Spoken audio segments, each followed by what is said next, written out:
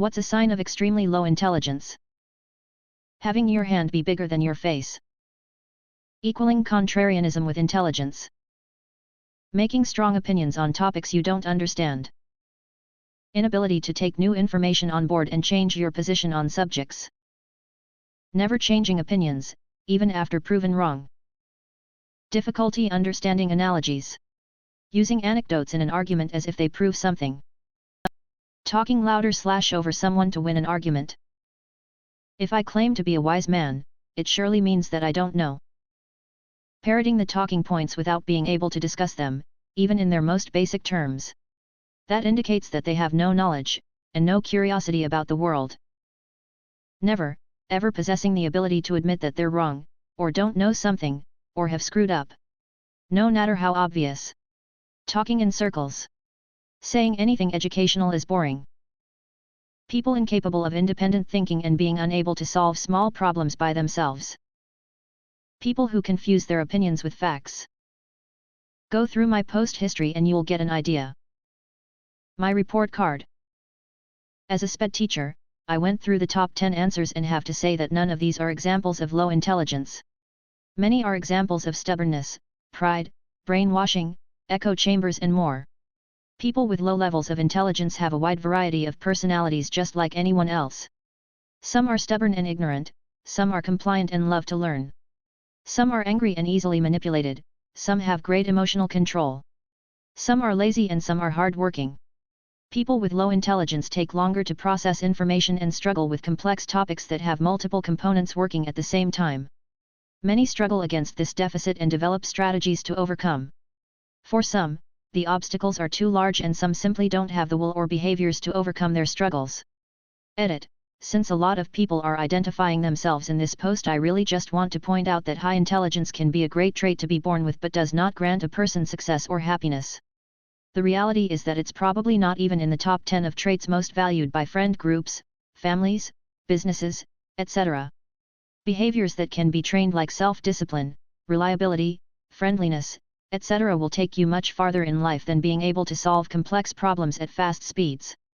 If you want to improve how your intelligence is perceived, remember that we live a society where no one can be an expert in everything. However, you can focus your time on a couple things that you enjoy and always be the smartest person in the room on those things. Chances are you have already done this to some extent. What was your shit? I'm into that moment with a partner. I handcuffed my husband to the bed with handcuffs. While I was blowing him, he somehow unlocked himself and threw the handcuffs across the room before he picked me up and threw me back on the bed. I've never seen anything hotter in my life. Breaking out of handcuffs really does it for me, lol. It's like sex magic. My boyfriend jokingly said good girl and my heart flew and I was like wait fuck, I like that. Watching a movie, holding hands etc. She raised our hands up and kissed my thumb and start rubbing it with her thumb. At that moment I felt like I had missed so much over the years, such a small thing to show compassion. Had a girlfriend in college once, she just had this thing, for the shower. Whenever I would take a shower, she would join me, stand behind me, press her boobs into my back, and do a reach around. I thought she just wanted me hard for sex, but she would be like, no, shhhhhhhh, just enjoy it. She really had this thing for giving me hand jobs in the shower.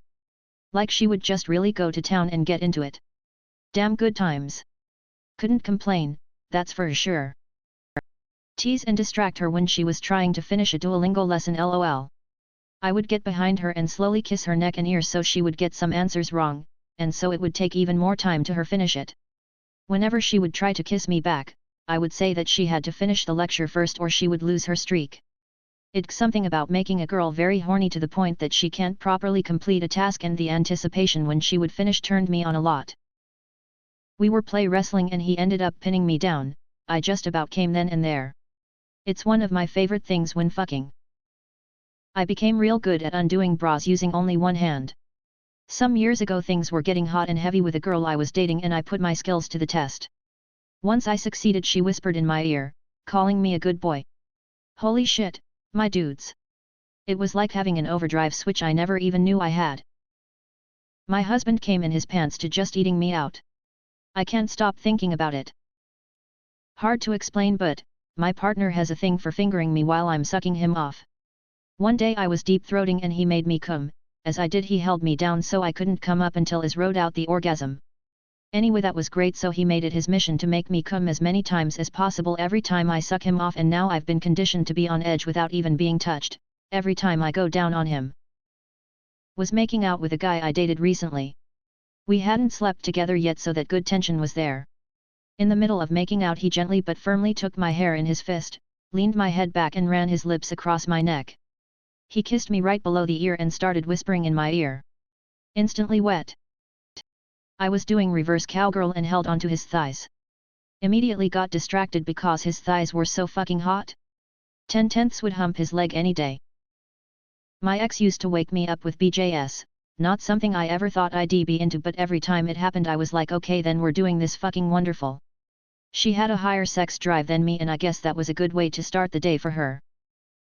When we actually started putting money away into savings and watched the account quickly grow, she pinned me to the wall, knee pressing against my crotch, and got real close to my face.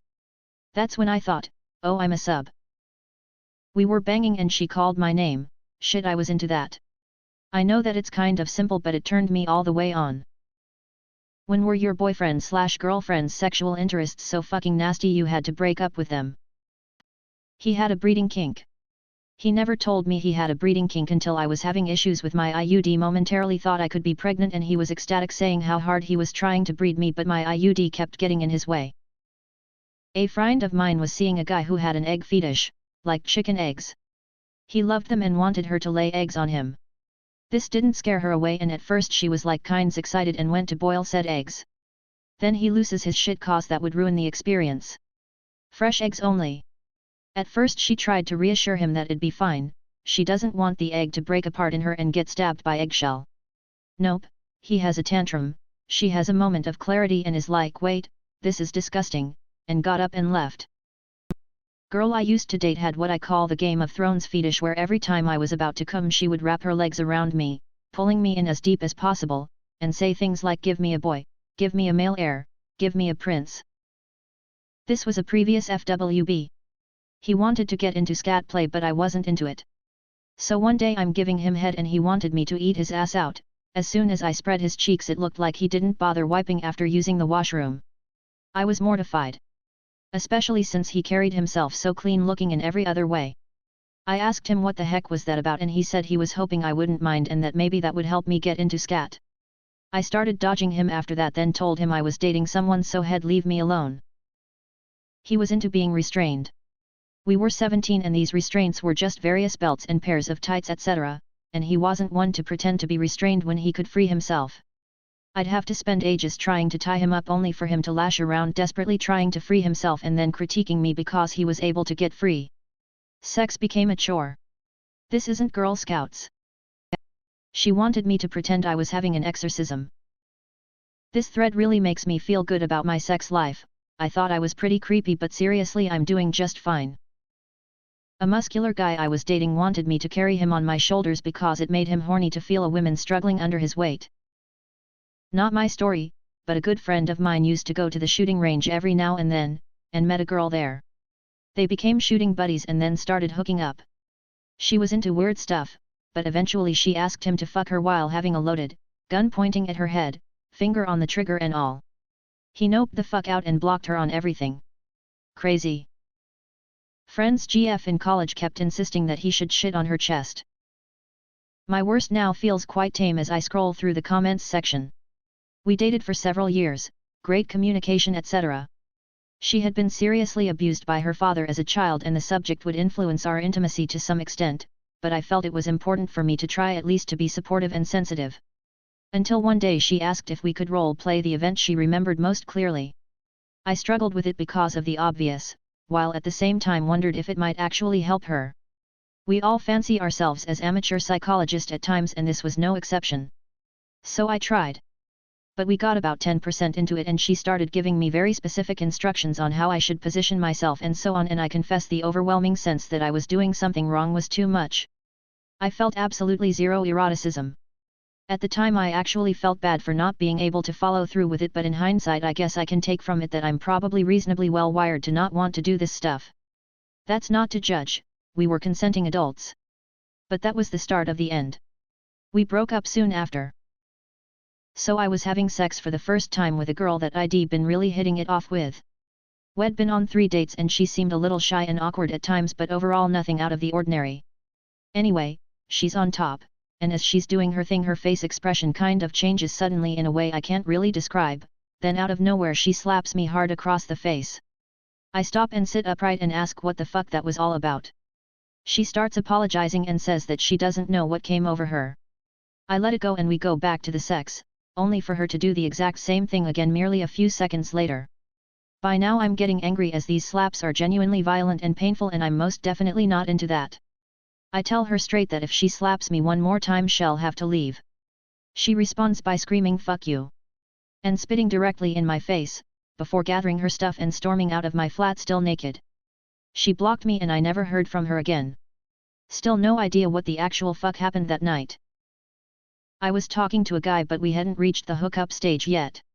He wanted to use a thingy, not a speculum, at least not the type you see at the doctor's office, to gape my asshole, make a strawberry milkshake in it, and drink it with a straw.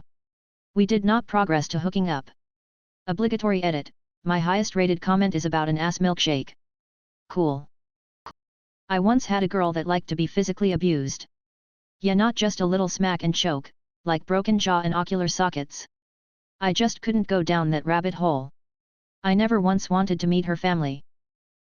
Pretty tame compared to what everyone else has commented, but I dated a girl who refused to have sex with me unless I had sex with her mom first so that her mom could tell her if it was worth her time. Of course I was dumbstruck, so when I asked why they both agreed to this interview phase she said she thought everyone's parents did that for them. Edit, I'm sorry for those asking or assuming I did it, but I did not, lol.